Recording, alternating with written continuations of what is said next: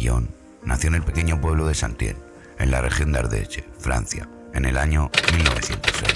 Era el único hijo varón en una familia con 2 hermanas mayores. Sus padres, ambos maestros de escuela, le proporcionaron un hogar estable y amoroso durante sus primeros años de vida. La temprana muerte de su madre, en 1917, cuando Papillon tenía apenas 11 años, fue un evento profundamente traumático que marcó un antes y un después en su vida. La temprana pérdida de su madre, a quien describían como una mujer llena de amor por él, lo transformó en un adolescente rebelde. La rebeldía de Papillon se manifestó a través de su comportamiento agresivo, especialmente con sus compañeros.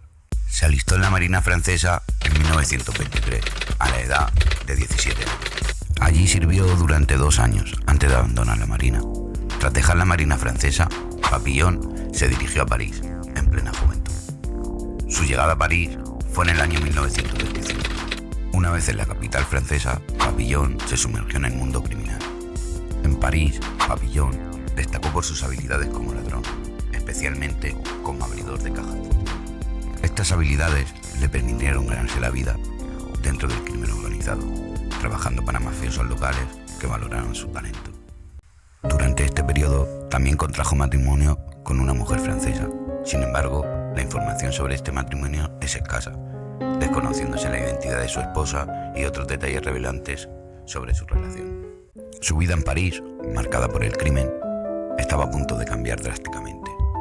El asesinato de Roland Petit, un proxeneta local, en 1930, hizo que su vida cambiara totalmente. Sin pruebas consistentes, la policía lo detuvo. En el año 1931, un año después del asesinato de Roland Petit, Papillon fue arrestado y sometido a juicio. Pero a pesar de sus constantes declaraciones de inocencia, el sistema judicial francés lo encontró culpable y lo condenó a trabajos forzados y a cadena perpetua. La dura sentencia, incluso para un crimen tan grave, ha generado controversia a lo largo de los años, alimentando las sospechas de que Papillon fue víctima de un sistema corrupto que buscaba un chivo expiatorio. Él siempre sostuvo que era inocente del asesinato de Le Petit, argumentando que fue incriminado por informantes poco confiables y que el sistema de justicia estaba predispuesto en su contra. Las fuentes mencionan que incluso algunos de los policías involucrados expresaron dudas sobre la solidez de las pruebas. Consideraron la sentencia excesiva para lo que parecía ser un ajuste de cuentas entre criminales. Papillon se hizo famoso por sus múltiples intentos de fuga de prisión, los cuales relata con gran detalle en su autobiografía. No precisa el número exacto de intentos, pero sí destaca que fueron numerosos y que enfrentó diversos obstáculos, incluyendo recapturas y periodos de aislamiento. En 1933 logró escapar por primera vez del hospital colonial André Bourou, en la Guayana francesa, donde se encontraba internado. Contó con la ayuda de un auxiliar de enfermería y de otros 2 presos, Griset y Maturet. Juntos navegaron a lo largo de la costa hasta llegar a Colombia. Durante su travesía recibieron ayuda de diversas personas, incluyendo una comunidad de leprosos. Se encontraron con 3 hombres fugitivos quienes se unieron a ellos por un tiempo. Sin embargo, estos 3 hombres, temerosos del mar, debido a las malas experiencias previas, decidieron abandonar el viaje y quedarse en Colombia. Sin embargo, la libertad de Papillon en Colombia fue efímera. El mal tiempo impidió que él y sus compañeros abandonaran la costa colombiana, lo cual facilitó su captura. Después de su audaz escape del hospital colonial y su posterior recaptura en Colombia, Papillon fue enviado a la isla de Saint-Jovet, una de las islas que conformaban el sistema penal de la Guayana francesa. Esta isla, tristemente conocida por los convictos como la devorahombres, se convirtió en su prisión por los siguientes 2 años. Dijeron que habían intentado asesinar a los guardias durante su escape del hospital. Sin embargo, lograron demostrar que estas acusaciones eran falsas, lo que redujo su condena a otros 2 años. A pesar de la dureza del aislamiento en Saint-Joseph, el espíritu indomable de Papillon no se doblegó. Intentó escapar de nuevo, buscando una vez más la libertad que tanto anhelaba. Sin embargo, sus planes se vieron frustrados por la traición de un informante, quien reveló sus intenciones a las autoridades. Después de cumplir su condena de 2 años en la isla de Saint-Joseph, Papillon fue trasladado a la isla de Royal, otro escenario dentro del sistema penal de la Guayana francesa. La isla de Royal, aunque no tan infame como la de devorahombres, seguía siendo un lugar de confinamiento y privación para los convictos. A pesar de sus experiencias previas y las dificultades que ya había enfrentado, la determinación de Papillon por alcanzar la libertad, en la isla de Royal orquestó de nuevo un intento de escape, buscando una vez más burlar la vigilancia de las autoridades y dejar atrás las rejas que lo aprisionaban. Sin embargo, la suerte no estuvo de su lado. Su plan fue descubierto y la fuga un fracaso. Las fuentes no especifican los detalles de este escape, pero sí revelan el duro castigo que recibió por su osadía: 19 meses de aislamiento.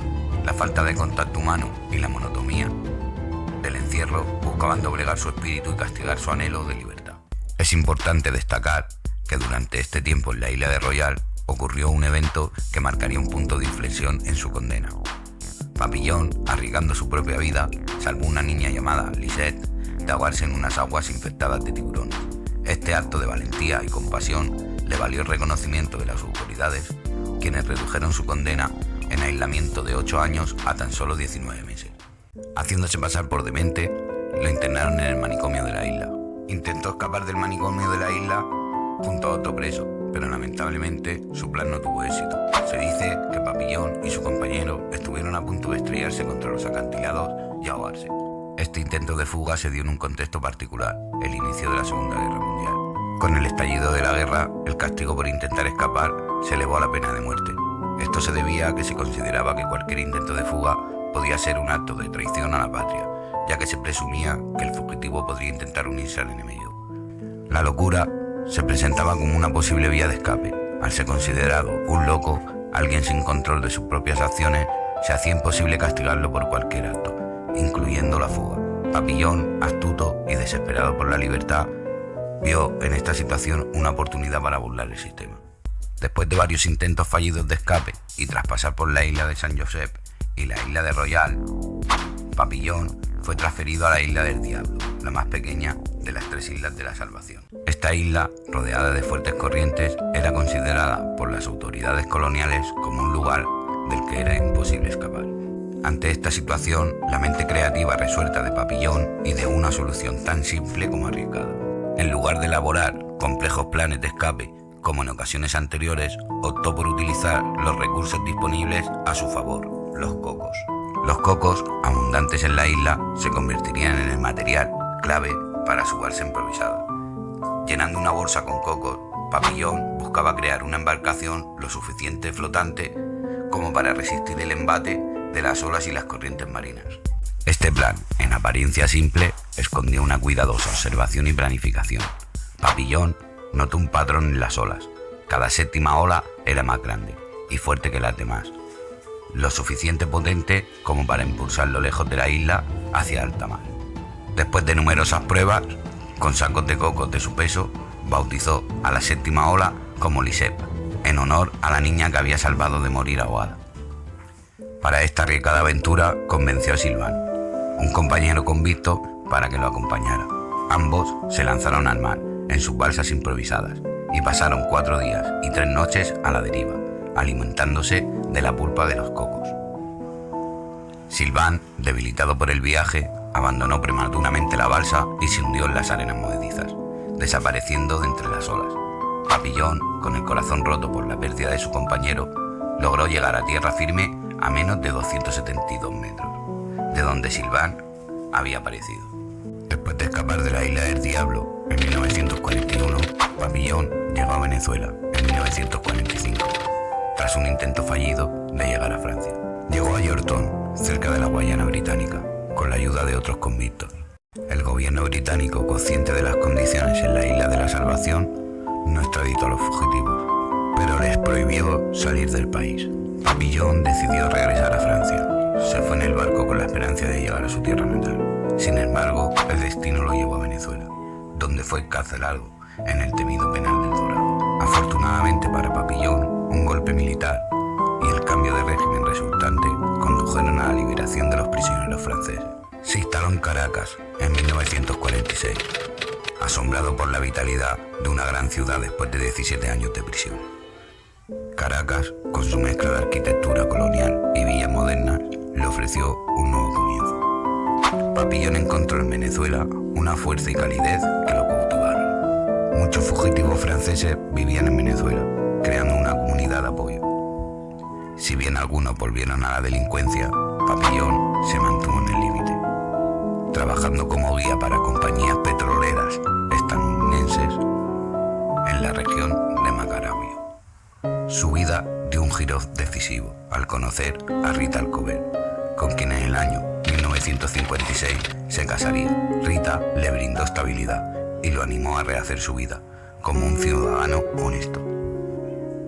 Juntos formaron una exitosa pareja empresarial, estableciendo clubes nocturnos, un restaurante en Caracas, donde Papillon escribiría sus memorias. Venezuela se convirtió en el refugio de Papillon, el lugar donde encontró la libertad, el amor y la oportunidad de construir una vida nueva. Su experiencia en el país lo marcó profundamente, influyendo en su visión del mundo y en la narrativa de sus libros. Sin embargo, en 1969, después del éxito de su primer libro, Papillon, fue indultado por el presidente francés Georges Pompidou. Esto le permitió regresar a Francia, algo que había anhelado durante años. Eligió la localidad costera de Fuengirola, en la provincia de Málaga, como su nuevo hogar. Aunque no se detallan las razones específicas por las que Papillon eligió Fuengirola, podemos especular que el clima mediterráneo, la cultura española y la proximidad a Francia pudieron haber sido factores importantes. España le ofrecía un ambiente familiar a la vez que le permitía disfrutar de un estilo de vida tranquilo después de los años de aventuras y agitación. En Fuengirola continuó su carrera literaria, trabajando en la secuela de Papillon, titulada El Banco. También se involucró en la industria del cine, participando como guionista y actor en la película Posse Pop en 1972. A pesar de haber encontrado un nuevo hogar en España, Papillon falleció en Madrid en 1973 a causa de un cáncer de garganta. Su cuerpo fue enterrado en Lanas, Francia, según sus deseos. Henri Charrier, conocido como Papillon, fue condenado injustamente a cadena perpetua en una brutal colonia penal de la Guayana francesa. Desde el momento de su encarcelamiento, se aferró a una sola idea: escapar y recuperar su libertad. A través de ingeniosos peligros e intentos, y a pesar de múltiples capturas, Papillon finalmente alcanzó la libertad en Venezuela, donde rehizo su vida y escribió sus memorias. Aunque su historia ha sido cuestionada en cuanto a veracidad, el mensaje de resistencia y esperanza sigue impactando a generaciones. ¿Hasta dónde estarías dispuesto a llegar para defender tu libertad y dignidad? Y hasta aquí la historia de Papillon. Espero que les haya gustado y que les inspire tanto como a nosotros. Muchísimas gracias a todos ustedes, porque ya somos 3.738 suscriptores. Es increíble ver cómo esta comunidad sigue creciendo.